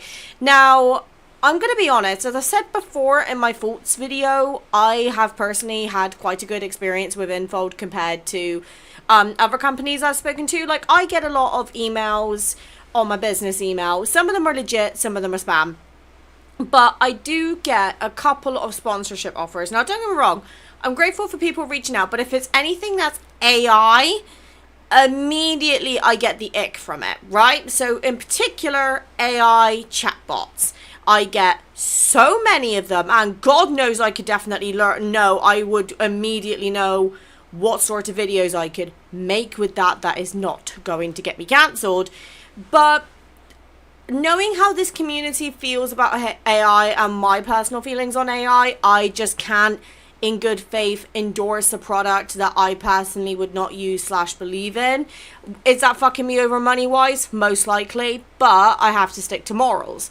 And when it comes to Infold, they're probably one of the only companies that I have had a legitimate problem with. I reach out to, customer service, and they've legitimately been able to sort out the problem. Now, it does suck that we are currently dealing with this situation. I think, Infold just got, unfortunately, very unlucky with the situation. They definitely did actions which did not help their case. I think, honestly, cancelling Valko was the worst move they could have probably made. Even if I would have still been upset if, say, for example, Infold had gone, okay, we're going to delay him until after Caleb and Silas branch has been released. Even if they'd done that, I still would have been upset, but I wouldn't have been heartbroken. And I think that's what a lot of players are experiencing right now, being like they don't know how they feel, because Infold's continued silence is only making things worse, and gaps are being filled by third-party sources, which is leading to misinformation going around. And that's one of the reasons why I've kind of said that I'm not going to be making like any further videos with regards to the situation outside of reacting to other content creators until Infold make an official statement, because I strongly believe that really we can make very educated speculations, or people who have gone through similar situations like Nikki, who's actually got experience in crisis PR, we just, again, until Info say anything, we just don't know, and I don't want to spread misinformation, but this is not a fun time to be a content creator right now with all this game. Enfold's not there yet. And so that's the big thing to remember as of this. And by the way, I have all of my notes and sources I can share. Okay. So that's the crisis PR element. Woo! What boy are we on now? Zane. We went. You hey, made it to Zane. Raphael, and now we're on Zane. Sorry, guys. No, this is a lot of good information. I mean, it's dense and it's a lot, but I think for us who are not on the ground over in China, I think this provides a lot of good context to understand not just the decisions that Infold are making, but the decisions we see from other companies, content creators, and people and people in media that we follow, we invest in, we do things to. So the things that we're talking about here, we're trying to keep it focused on Infold specifically and their decisions. But a lot of what we're talking about, crisis management and all of this, you can see the same patterns in other situations and spaces in commercial use. I mean, we joke about the influencer apology. I'm sure you could do an entire psychological breakdown on the steps of that. It's super fun. It's really fun. I'm not gonna lie, I am so glad that I have never been in a position where I've had to do an influencer apology, because I would scuff it. You guys know this. At the end of the day, have I got myself into some massive controversy? Thankfully, no. Do I plan to keep it that way? Yes. But the whole YouTuber apology thing, it's really hard to tell who's legit and who's not nowadays, so I'm glad that I have not gone into that side of YouTube yet, and hopefully I never will have to, because that's not a situation I think I could mentally handle. From the way they dress to how they form their statements to the correct shot. To the backgrounds that they sit in. Again, I highly recommend Molly McPherson's podcast, because she does it and it's hilarious and it's great, and she's saucy and fantastic, and her book is really good. I can't wait to finish it. All right. Yes, so, continuing on. So, talking about that revenue dip, basically, a lot of people, and as Mama said earlier on, have been like, you know, I really love this game. I want to keep playing it. It brings me joy, blah, blah, blah, blah. But, like, I don't, want to seem like I'm not supporting, because I'm upset. Like, I have my feelings, but I want to make some kind of difference. And I want to keep playing. And you know what? I will say it again, it's a video game. It brings you joy. I think if you want to keep playing, do your thing. I know that there are many people in the fandom right now. I'm not going to lie, I'm real curious of what the comments on this episode are going to be. I'm just going to put that out there. Same honestly on this video. Every time I make any sort of video regarding the Valko situation, I know you guys are going to start piping up. I love reading the comments, but I will admit, some of you guys scare me. Lord. I am terrified. Every time we post a video, I'm like, oh my God, okay. Oh, we're gonna get it. Like, I'm gonna gird my loins. Because it, like, and not saying that this is just everyone, there is no right and there's no wrong way. When we say polarizing, oftentimes what we mean is that people pick kind of both sides. And it's not that people are picking, it is the loudest voices pick the both sides. But most people are kind of in the middle and trying to find what fits them.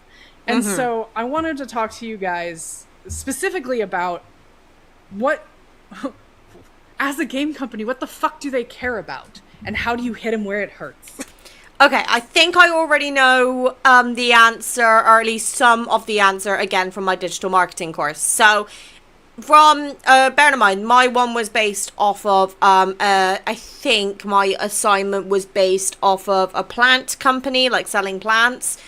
But if I were to use what I learned in my digital marketing course plus common sense, I would think it's the average number of daily users, the average spend per daily user, and like the playtime duration, like how long are you logged in, are you doing your dailies, are you spending money, you know, if so, what parts of the game are you doing, like are you doing your combat, are you doing your weeklies, or are you just logging in, doing dailies, logging off, that sort of thing. I think that's where it's gonna hit the most, but I could be wrong, so we'll see. And this is going to be super duper ironic because this episode is going to come out on Thursday. And I know there's several like people organizing blackouts and doing things like that and boycotting. And the first thing that I need to tell you is if you are playing this game and suddenly you decide a 1-day login boycott is like your way of doing a thing, it's not going to be as effective as you think. And I talked about this on last week's episode. Yeah.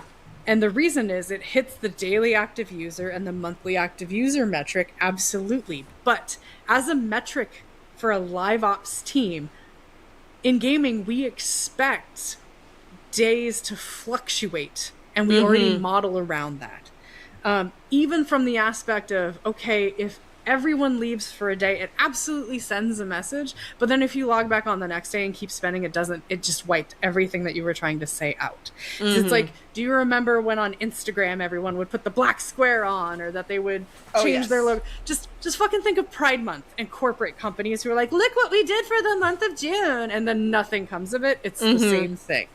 Okay?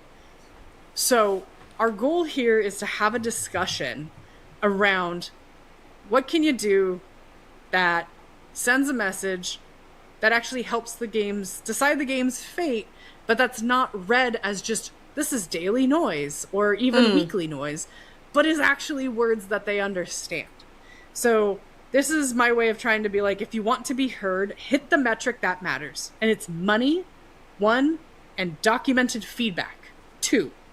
So here's like the big 4 things you can do. Reduce or stop spending altogether, but you can keep playing. And that's absolutely true. The reason is this targets your... I'm just laughing because I can see your face now, Mama. This targets what's called ARPU. ARPPU. It's ARPU, it's back. ARPU! Average revenue. Average revenue per paying user.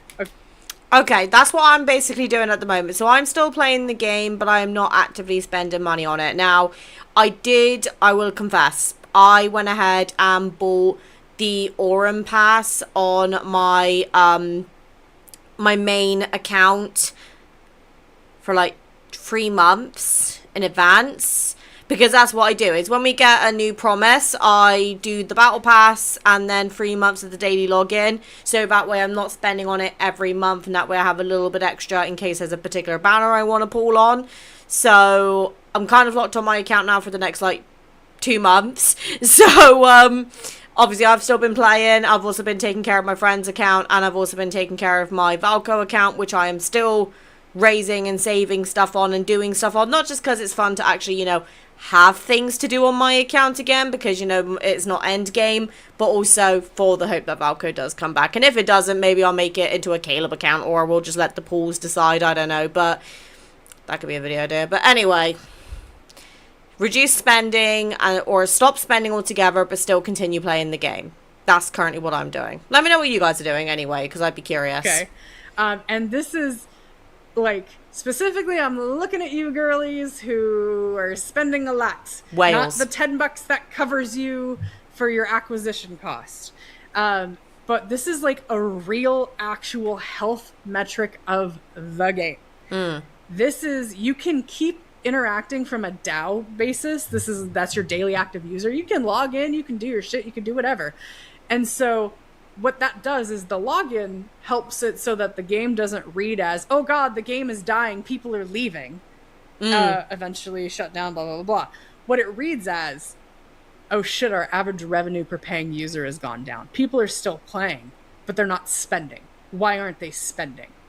The fuck do we need to do here? And this is one of those things that, and again, we're talking about something that is, this is not a sprint, it's a marathon. Okay. Yes. As your revenue declines, and that's why notice how in my last point on the crisis PR, I was able to give that week of data. We were able to say comparatively King of Dark Knight versus God of Annihilation, first week numbers.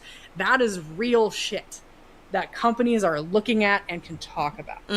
So that's first one. Second, and this is already happening, before I get into that, I just want to kind of put my own 2 thoughts in here. So one thing she mentioned about feedback, right?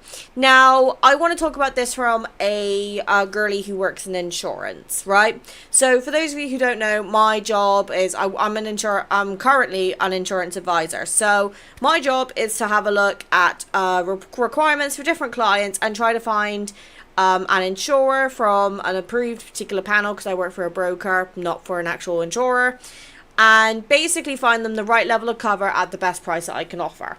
Now, if you were to go online and look up a quote, you'll probably find a quote relatively cheap, depending on your circumstances. But there'll be hidden fees, there'll be endorsements, there'll be excesses involved, there could be gaps in cover. That's where I come in. So my job is basically to sit down and have these conversations with these clients and try to establish whether their top priority is the price or whether it's actually the level of cover. Now, unfortunately, the UK, and much like the rest of the world, is currently going through a cost of living crisis and an employment crisis, particularly in our part of the UK. So at the moment, a lot of it is price. And while I do understand that, right, I cannot tell you how many times I have had people reply to my emails when I send them out the terms for the year, and they say, no, I'm going elsewhere, it's too expensive. Okay, I can say that the price was the problem, but what does that actually do for us?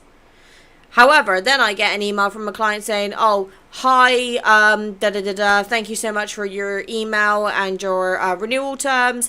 I've decided to go with this company for this amount, and because not only was it cheaper, but they were also able to offer blah. That is constructive feedback that I can take straight to my manager, because every time a client leaves us, there is a little investigation to find out as to why, for feedback purposes. So if I get that email from you telling me where you've gone, how much for, that is the sort of thing that my higher-ups can report to the insurers. They can report it to the departments and the higher-ups, and sometimes that can lead to positive changes for the company. An example being, recently we had a lot of people leaving after maternity leave because they did not feel like the maternity leave benefits were enough. It took them a while, but they eventually put it through, so now you can get up to 6 months fully paid maternity leave, which is not the minimum legal requirement in the UK. So when you're giving, you can use this for any company, not just an insurance basis, but if for any company, if you've decided to move on or you're no longer using them, just take that little bit of extra time to write something that they can actually use, because trust me, it does go a lot further than you think, even if it may not come across as it. This is the official terminology, and it's a very negative terminology for it, but I'm still going to say it. Review bombing. And what does that mean?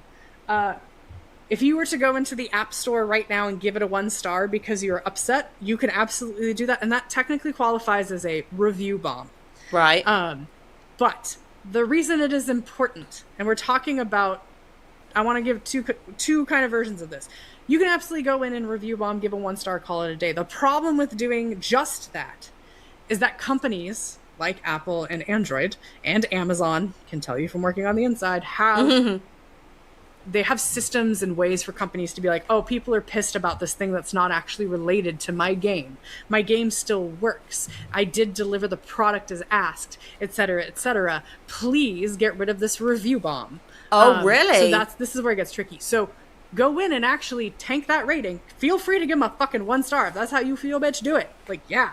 However, go in and actually write a review why. Write a cogent reason about it. AKA exactly what I just said. Be like, I am rating this 1 star because I enjoyed playing the game. However, it was clear that the content, whatever your reason is being, state it in written form as well, and they cannot remove it. It does not get rid of it. And the reason tanking ratings is so important is because it shuts off avenues of marketing. A game that has less than a certain star rating, and I believe, well, I know on Amazon, if you are less than 4 stars, you do not have access to certain campaigns, certain marketing windows. You can't be featured in newsletters, on the homepage, things like that. So Apple and Google can't feature a 1 star game on the next promotional piece of content they're doing. They don't get to go on the box for the next iPhone. It doesn't work like that. So this is a real important way to do some really good effective damage while communicating. So you can do the star rating and leave the message so it doesn't get removed. The third one, and this one is often overlooked, and I've seen a lot more posts about this online on Reddit at least, and I'm super proud of y'all for figuring this out, is what we call CS emails or customer service emails. Okay. And of course, surveys, all of that. Please, if you've sent an email to Infold or you're going to, please just at least be nice to the staff. This is not their fault. They didn't make the decision. The higher-ups did. And, you know, they're probably just as upset as we are. But, yes, you want to do this with very specific monetization language. Oh. Structured tickets and surveys get quantified into churn risk and revenue risk reports. Okay? And these fucking go up the chain. Basically just being like, I'm sad that you didn't do this. It makes me not want to play the game anymore. While absolutely part of the story and absolutely valid, that is something that can be pushed aside. And My headset has just decided to give up on life. It's run out of battery. I'm gonna go charge it for a bit. Bear back. Okay, hopefully that is the last distraction now for this video, because fuck me. Yeah, headset's all fully charged, so let's get straight back into it. My hair looks shite. You want to basically say, and this is going to be your best phrasing pattern, is, I am sad that you did this. I don't want to play the game anymore. I used to spend this amount of money, and I'm concerned about why. And I've stopped spending that money because I feel you will not fulfill your promise of content, whatever. Basically by saying, you fucked up and now I'm not going to give you money anymore because of this, they can then put that into the revenue risk reports and run it up the ladder.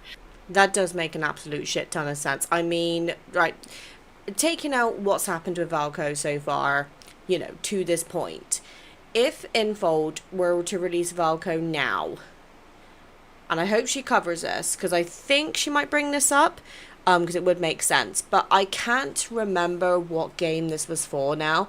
But I had a friend who used to play a lot of gachas from her previous job. She's actually the one who said, hey, maybe you should look into Love and Deepspace, and obviously that's what started this whole thing in the first place.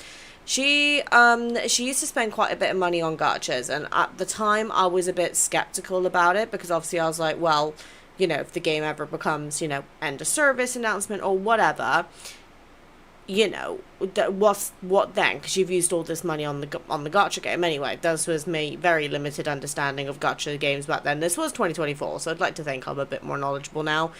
But when again, I wish I could remember which game this was, and I would ask her, but I'm no longer in contact with her because obviously I don't work for the company anymore. But they had a similar situation where I think they'd said they were going to release something in a certain time frame and they kept delaying it. So she sent an email quite similar to this. And if I remember correctly, I think she actually had a really decent response from the customer service team as well. But yeah, that does make a lot of sense, because if you basically, you got to pretend or assume that the person reading it is a big dummy. So if you put everything into nice basic English, being like, right, I used to spend X money with you, I'm not doing it because you haven't done this or whatever, that makes it a lot easier for them to take it up the chain. That does actually make a lot of sense. I probably should have done that when I sent my email. Never mind. Cause plus dollar figure plus behavior change equals, oh fuck. I could sum up all of this. That's the big one. I love how she So swears. you can do that in CS emails, in your surveys. You can put that out if you are willing to say on social media. Feel free. But that's kind of the cause, dollar figure, behavior change. Those are the three things you want to include all the time. Yeah. And then the last one, and we might recognize this from our fine friends, the China girlies, request refunds. We just talked about. Hold on a minute. Can we even request refunds because of the packs? I guess it depends on what pack you buy, huh? This with when you were asking about Cyberpunk, Mama. Yes. A high refund rate creates platform standing risk for a developer with Apple and Google. It basically, it's a separate consequence from anything the player-facing team controls. Now, look, just a caveat here. This only works framed honestly. Like, you have a real dissatisfaction and real reasoning. Like, you can't just be like, fuck you, bitch, I'm out. Mass frivolous refund requests. It's called refund farming. Actually, This happens a lot. Steam has a problem with this right now. But basically, if you do this and it's found to be, quote, frivolous, it risks account flags and doesn't build the credible paper trail you want. Right. So, like, for example, the Valko announcement came out. This is me putting an example out there, not 100% sure if this would work, but the Valko announcement comes out and you suddenly bought a bunch of packs or something. Right. Or like, in this case, if it was the Valko announcement came out and they had released Valko packs and you bought the Valko packs, and then Infold would not refund you, you could go back to Apple and Google and say, this content is no longer coming. I want a refund for all of these packs that I purchased. The company lied. Hold on, so correct me if I'm wrong, I'm not the best when it comes to my packs because, I'm not a whale because I can't afford to be, but is there not a companion pack which, like, is for the standard banner, or am I making that up? Because I feel like there is one. But again, I could be wrong. I never scroll that far down. I always go for the heavily discounted ones and then that's it, because you go broke. Right? That's an example of a non-frivolous request. Quote. Which could work, because I do know from reading several comments that have been left across all our videos that several of you, when Valko was announced and we got a genuine date of, like, he is coming there, made purchases in the top off store for straight up diamonds. That would be an instance here where that's absolutely connected A to B, that you could say the company announced Valko on X date, said that he was going to drop on X date. In preparation for that, I bought the following packs from their store. Right. Then they pulled him. The content is no longer coming. I deserve a refund. Right. Now, the big thing here, this is going to Apple and Google. The top-up web store doesn't count. However, in-game purchase stores do. Okay? That's the big difference. If you bought at the web store, you have to go to Infold, which you can also do. Absolutely. Right. And you should, because they're going to have a refund thing that they're going to be tracking as well. They lose money. They lose money from the fact that, well, they no longer get the revenue. And then, of course, like credit card providers, all the other stuff, all of those fees, all of that shit hits Infold. But if you made a purchase through Google or Apple, that flags Google and Apple to basically be like, oh, fuck. You notice how we're, like, trying to kind of build a broader network here. That's like, your game has become a liability to us as a business. You are no longer a good standing partner to the store. We're using capitalism against itself, essentially. Okay.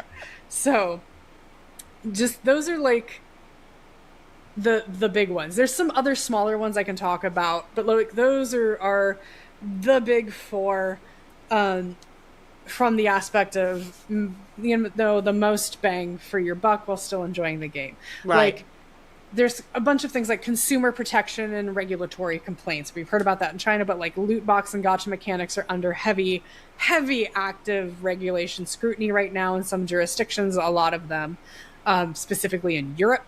So you can flag jurisdiction dependent areas. You can always, as you've noticed, I'm saying using capitalism against itself. You want to use the Apple and Google policies. You want the platform holders to also feel that pressure, not just the developers. Because remember, if Infold made $1 billion, Apple and Google took 30% cuts. So it's in their interest to get it done as well. That is really interesting, genuinely. Like, I really am grateful for you guys recommending this video because, you know, again, having some not physical experience in digital marketing, but doing a qualification on it, I did have some basic ideas about this. Hence why I said in my original video that I did not think that Infold were being silent out of, you know, a situation where they're just like, oh yeah, we're just gonna stay silent, we're gonna let this pass over. Because again, it would have made sense, and I think Infold are smart enough to know the reputational damage that they would do. If they are able at the end of this to say, okay, we're going to bring Valko to the game, but he's going to be delayed by a couple of months, I think that would be the best case scenario for a vast majority of players. My biggest fear is that, you know, Valko just doesn't come back, or it inevitably leads to the game going through such decline that Infold end up announcing end of service.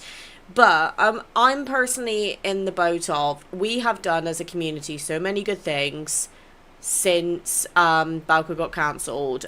We covered it briefly in the last video we were talking about this, but like, you know, the Wolf Conservation Project, and we've all just really kind of come together as a community. I know Tameless Territory is now their most streamed song on Love and Deepspace's Spotify account, because I've certainly been listening to it on repeat myself. Just personal opinion, out of all of them, I think that trailer song was the best one. Don't get me wrong, I love Silas's, but yeah. And I don't know, it's just, this is such a strange position to be in, and I really hope that Infold are able to make it out of this, because I just think they've gotten incredibly unlucky, and the CN crazies took this way too far. But obviously I would like to know kind of more about what happens on the Chinese government side, because remember, the Chinese government works completely different than it does here in the western side of the planet, and I genuinely think I would benefit quite a bit by learning a bit more about that. And I think one of you guys told me that the video from Calvin Winters goes more into that, so that's the video I'll be watching next after this video, but probably tomorrow, because this video is already nearly 2 hours long. But whew, this is a lot to take in. Off of that. Off of all that shit. They profited too, okay? So like, many companies profited off your simping children, and your simping mother is so proud of you. Now we got to turn that back around on them, is what we're doing. Right. I think one of my favorite, and I don't even know if it's valid, but the joke, and I think I may have mentioned this on the live stream, is I love the suggestion of the bug report. Yes, Valko, that's the CS Valko email. was supposed to be here, but no. Yeah, if you're gonna play on Thursday, hey, where's Valko? As a bug report is fucking amazing. It's hilarious and so smart. And be nice to your CS people, guys. They're trying very hard. Please do. They didn't do it, guys. Again, as our caveat for everything that we do, be polite, be nice. These are middlemen people. They did not make the decision. The people that are reading your surveys, the people that are reading your reviews, the people who are doing this, they're human beings. They did not make the decision. They do not have any systemic power, but they are going to be on the receiving end of your ire. So be polite and nice. Yeah. Ish. Because again, still be frustrated. You're fine to be frustrated. Feel your feelings, but don't be Just mad no at Bob and CS. Yeah, Bob and CS didn't. You're trying to make Bob your ally. Valerie didn't do it. She kind of did it, but Valerie isn't the one who has the power. Right. And so, a lot of this is you want to give the ammo to the people who are working on this to be able to go back up to the stakeholders who are making the decisions, the investment companies, the shareholders, all of that, to be like, guys, this is where we fucked up. This is the behavior change that is affecting our game. We have two choices. We either fix it or we move on. And this is what's going to happen in both scenarios. And you're basically, this is great practicing boundary work. A boundary is not actually what someone else is going to do in a situation to you. A boundary is what you're going to do in a situation when someone crosses that boundary. So, for example, I think I mentioned this earlier, but my boundary with regards to the game is if they don't bring Valko back, then I'm not going to be spending money on the game. Now, don't get me wrong, I love and Deepspace. This game has got such a close part in my heart, and, you know, you guys know I love Silas. I really do. But I cannot, with good intent, continue to financially support the game if Valko does not come back. Because Valko, I am legit, sorry, Raphael Girlies, I am, no pun intended, happy to throw him to the ocean and feed him to the fish to take Valko and Silas as my two mains. If anything, I actually think Valko would have a very good chance of standing up against Silas when it comes to being my main, because Valko, from what I've seen, he was going to be like a kind of, you know, sexy ass chairman, and then the second it comes to you, he becomes a massive softie, like the nuzzling, he just wants affection all the time. That's my sort of guy. And unfortunately, before we had the chance to experience him, he was ripped away from us. I personally have hopes that Infold will bring him back. And I know that I have a gut suspicion that they are really trying to fight for him. I just think Valko's unfortunately been a scapegoat with regards to the situation, like with the 731 incident, with the World Underneaths, and the all of the other ongoing frustrations that I think have inevitably escalated this a little bit further than planned, being like, you know, the lack of communication, things like that. But I'm going to be completely upfront. It's I'm giving Infold to the end of this year. If they do not make an announcement with regards to Valko by the end of this year, I'm not going to financially support the game anymore. Now, a lot of you may be thinking, oh, well, man, why are you waiting to the end of the year? The genuine truth is that from my digital, very limited digital marketing qualification knowledge, if legal gets involved, aka a crisis PR kicks in, it can take a couple of months to fully investigate and come up with a conclusion and a resolution. Now, we're at the time of recording this, I started recording this on the 14th of July. Obviously, my shower's taken me and then my headset died, and it's now moved on to the 15th of July. So it's going to be really difficult. I've actually had to re-record a particular part because like I got to around the halfway point and the video cut off, so I went to bed and then I completely forgot what she said, so I just decided to go back and, you know, restart again from that point. But this is kind of one of those situations for me where I want to give Infold a solid chance to get this sorted, because again, Infold were the first company who's taken me kind of under their wing since I started being a content creator. I have legitimately had agencies reach out to me to say, hey, we've seen your, you know what, I'm just going to say the name. It was Honkai Star Rail. They were like, yeah, we've seen your Honkai Star Rail content. We think you could be really good to do this for them. And I've gone back to them kind of saying, okay, yeah, I'm interested. Can you send me some details? And then they've gone, oh, actually, we're going to send you details, you know, we're going to send you details and then we'll get back to you. Only to then get a response maybe a week later after I've checked in with them to basically be told, yeah, sorry, they didn't pick you because your views are too low. Which, to say that was a kicker in the teeth was definitely an understatement, because I had already been recording Honkai Star Rail content for over 2 years by that point. So it was kind of like, okay, well, if my views are not high enough now, then they likely never will be. And that is one of the reasons I started going out on the market, having a look to see whatever games were available. And lads just fell in my lap, thanks to my colleague. So, you know, I want to make sure that I'm giving Infold a fair chance. And plus the fact, I think it's a very nice clean cut as well.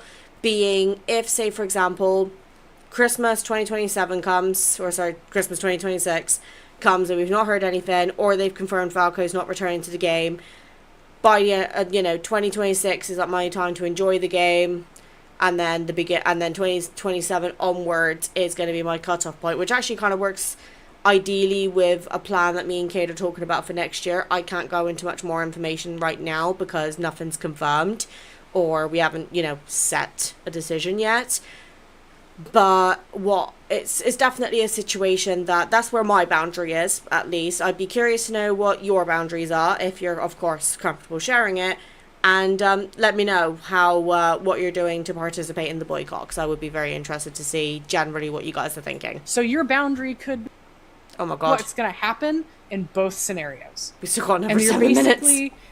This is great practicing boundary work. Mm-hmm. A boundary is not actually what someone else is going to do in a situation to you. Mm-hmm. A boundary is what you're going to do in a situation when someone crosses that boundary.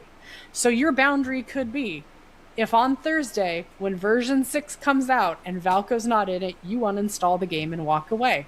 And that is absolutely your boundary to have. And you can do that, and then you are done. It could be, Valko's not there, and I choose no longer to buy the Orin Pass. Or it could be, Valko's not there, and I have come to accept this, and I'm not going to change my behavior. And frankly, that's okay too. You're a gamer. It is your money and your time, and you can do that. But understand that boundary is whatever you're going to choose to do in the situation. As you've probably guessed, fuck the man is kind of my theme. Love it. It's Even very with much the Band-Aids theme. on my nose. So I don't really appreciate when people fuck with shit that I love. And so I disseminate information so that you can be an informed consumer and do what you need to do to be right with the man. This is how Nikki fights back. That's how Nikki fights back. Mama also wants to remind everybody about boundaries. Boundaries are individually decided decisions, which means if someone doesn't have the same boundary that you do, it does not mean that they are wrong and you are right. It means that they have a different boundary than you, and we can all be emotionally regulated, responsible human beings that can respect a difference of opinion. Yeah. I just want that on record, because I've also seen a couple of comments in places, and as a gentle reminder, not everybody views it the same. Everybody's going to have different boundaries. Some people may say, I'm going to do the Orm Pass, but I'm not going to do the top-up store anymore, and I'm not going to go in and R3 every card I've ever gotten. Those are personal decisions for personal people's money and how they feel. Your decision is your decision. Their decision is their decision. Mama supports all of your decisions. Let's be respectful. Exactly. Mama's PSA for the 60 minutes that have happened here. Sorry. Here's my contribution. This is what Mama is for. I'm here to say your feelings are valid. Actions based on those feelings need to be double checked before we call them valid. Right. Just saying. Be good children in the void, but still be pissed off and hold the man accountable and, digitally stake their balls to a wall and tell them that, we deserve to be treated correctly as consumers. But look at Xavier. He's sweating and he's golden and it's great. I'm kind of sad this white tank top doesn't get see-through. Same for Zane. Anyway. I know. That's what I got. That's me trying to condense 20 years of experience and many. I got stories, y'all. If you want some crisis PR bullshit, I got you. Hey, I think you've given an excellent. We, and by we I mean you, have It's laid a out royal an we. excellent. We're loving chick space. We're loving chick space. Laid out an excellent war strategy. Thank you. In terms of here are genuine actionable items that you can do to properly express your voice and have it actually mean something. We all scream into the void. I hear you. The void hears you. Mama hears the screaming. And as much as I'm here to validate your screaming, I also want your screaming to be actionable so that you feel validated with a response. This is how you get the response that you're looking for, kids. Here are the actionable items that you can put forward to make sure that the highest high in the muckety mucks of Infold hear you and what you're saying, without the guillotine, but still they hear you. This is how you go about and do it. Okay. We support revolution. Viva la revolution! I don't. Which means this time I did all the talking, so guess what? You get to do the unhinged sign off. Oh my Oh god. dear God, what? Uh-huh. I don't have any researched weird facts. That's your thing. I don't have weird facts. It's your problem. Your support is lovely. Look, hi, Xavier, honey. Thank you so much. The good news is Mama's gotten her workouts for the week with everybody, which is Nice. fabulous. And I'm here for that. I'm here for me and that achievement that I still don't have that I need to work on. This is a little hard to be unhinged about and a little hard to turn dirty. As is my want in my way. The lore of revolution. So what Mama will say at the end of all of this is that the beacons have been lit, children, and we shall ride. I shall cry havoc and release the raccoons of war, as the Discord has deemed themselves. Because of course y'all would choose the trash pandas. No. Hey, nothing's wrong with a trash panda. We love some trash pandas. Crack me the hell up. I love all of you. So, speaking of actionable items, and this is a tangent, If you found this informative, if you've enjoyed everything that Nikki has brought you, because I think she absolutely deserves all the praise in the world for this, throw a like, throw a hype, throw a comment. We may fear your comments on occasion, but we do like to leave them. We're going to be bracing ourselves on this one. And hey, if you aren't subscribed already, throw a subscribe. Already done it, babes. For all of you. This was a little serious. Next time, hopefully, we'll get back into some unhinged madness and some dirty jokes and a banana hammock. I don't fucking know. We'll do our best. But like the banana hammock, right? It's the banana hammock. He's in a sarong. I'm close. I'm in the theme. As supposed you're right. You're totally right. I'm in the theme. You are. It's right up there with pussy pictures. Look, right there. There's a pussy cat. He's great. Meow Meow meow. woo! Oh, woo! So, producer Thomas Mama Void is gonna say thank you so much, Nikki T, for your time and coming to this TED Talk. And it was enjoyable to be here. Thank you. And I'm happy I can kind of breathe out of one nostril. Oh, bless them.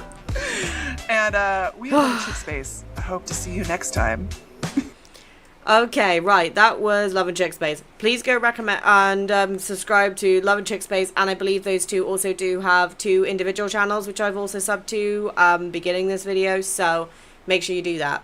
That was really interesting. If there's any other videos you guys want me to react to from this channel, please let me know, because I'm going to be trying to cover quite a bit of Valko content over the next couple of weeks until we know the situation, basically. But I found that really, really useful. As somebody who's got some basic digital marketing experience, that's kind of a bit of a deeper dive into what I initially knew. I know for some of you may not have had any exposure to that sort of thing. So again, if you want to go and watch the full video without me constantly pausing and interrupting and giving my 2 cents, please go check them out. The original link to the video will be in the description. But right, okay, so just to give you guys a heads up for the rest of the week, we're going to be covering a lot more lads, because I think at the moment it's important to raise awareness about it.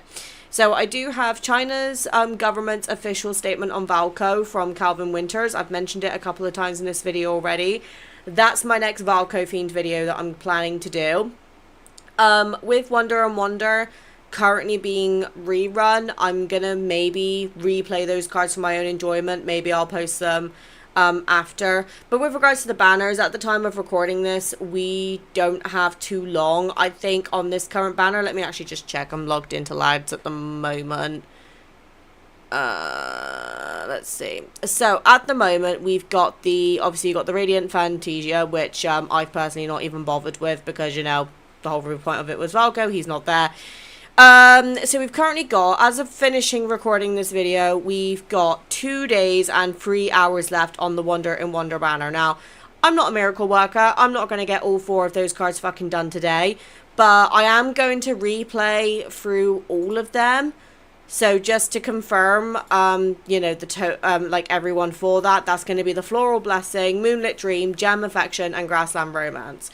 That's a quick banner for me, obviously, considering Caleb was not out when this banner dropped, so it is only 4 cards. I'm going to be replaying them for my own enjoyment, and I do want to also, you know, go back and look in on them, because it's been a while since I last played them.